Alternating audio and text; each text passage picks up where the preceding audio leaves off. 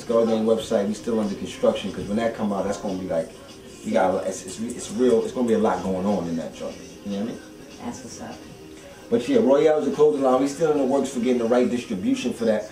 You know, we're working with clothing companies. It's like you said, just like with the music, everything boils down to the business. Yeah, no business doubt. has to be done right. At one point, we jumped in the bed with a company that, you know, everything wasn't really official, just because we wanted to get the ball rolling. It's just like, you know, when you come in the game with anything, you ready to get it rolling so fast, you'll kind of deal with a messed up situation just to get the ball rolling. Just to get it popping. You dig what I'm saying? See, I respected that I had to put in work first, so it wasn't like I was even my right. No, you've always I been wasn't trying to ask or demand or say people owe me anything. Right. I was just no, trying you to always say, did your all right, work. Yeah.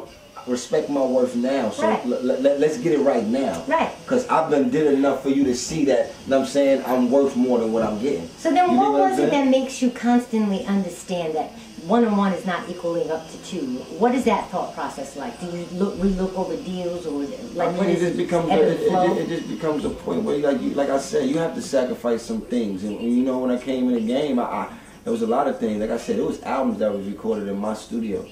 You dig what I'm saying? Like, not in other studios. And, you know, there was a lot of things that was always being sacrificed, and I didn't mind that, because that was all part. Yeah, that was part of the brand. That was all part of building our brand, right? Which I would never take back from nothing. Say that again, building the brand. Building the brand. Feel me? You know, Talib Kweli said that. He said, you know, it's the record business is pretty much over, but the music business is still alive, and it's all about now with artists and being a brand. A brand. You got to be a brand. You got to build your brand. You got to build yourself. You gotta have people tuned in, you know what I mean, having a reason to watch you, you know what I mean? Fatherhood. I give people a reason to watch me without all the extra controversy. That's what's up. You know, you gave birth to your music, you also gave birth to children. So is it, how I got is one, that? I got a son, I ain't gonna say children. I'm sorry, son.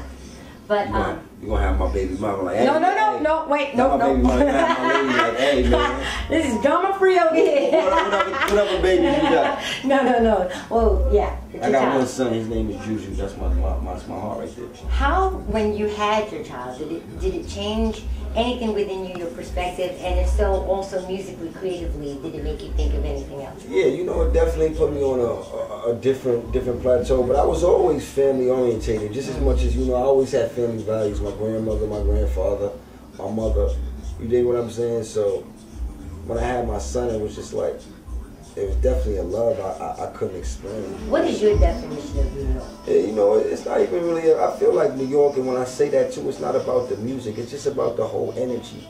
People loving what they city, loving what they in, you dig what I'm saying? No doubt, I love it. The party energy. It's going to take artists from different boroughs connecting with each other, New York, doing man. things. I mean, can't no one person bring back New York. We were just talking about that on the train. It's the same thing. It's like, if I come out and I sell 12 million records, I'm hot. New York is not hot. I'm from New York. That's just like 50 Cent. Like 50 probably sold more records than anybody, but when 50 was out, it's like he was so big, you forgot he was from New York. He was just like a big artist. Like he just came out of the sky somewhere. Because that's how, because it was so it's not about just one person. It's just about that energy. Yeah, no doubt. It's about everybody, you know what I mean? You know, being able to be out and rep their city, rep at the same time, you know, always your borough, you know what I'm saying? But at the end of the day, your borough is in your city. Yeah, no doubt. You know what I'm saying? Right. So just as much as it's Harlem, where the heart is. It's Harlem stand up. It got to be New York stand up. New York stand up. Yeah, and once again, it's not to try to make it into this, but look, everybody say it from whoever you see Houston rapper, just as much as they mention they zone, whether it's zone 1, they hood, wherever they from,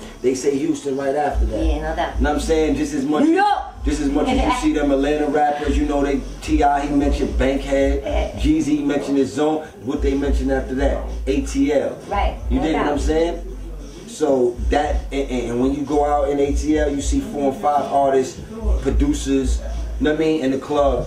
Yeah, they may not be right there together, but they not beefing with each other, and they all there, and it gives the people that energy. Like, damn, I can see a Jeezy, a Ludacris in the club. Right. You know what I'm saying? Together, and it's this, you know, whatever. Yeah, everybody just chilling. Everybody just having a good time. That's what it always was, It's about the energy, man. Yeah, we got to bring that whole energy. I mean, the Palladium, all of them spots and, was about that. And of course, the music has to be. You know what I'm saying? Bottom line.